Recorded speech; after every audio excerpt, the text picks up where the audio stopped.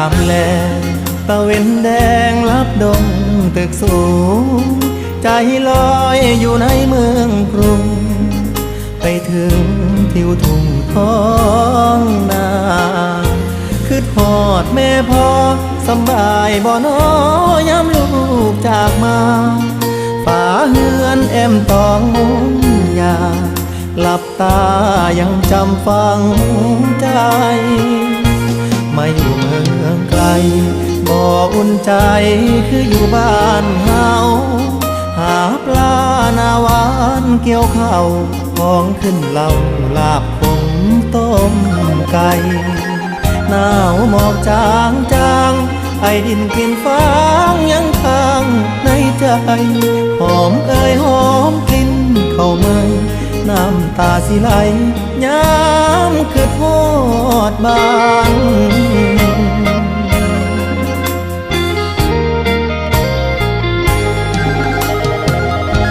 คือทอดเพื่อนสารป่านนี้เป็นจังใดน้องขอเพิ่นไว้ก่อนเด้อพ่อ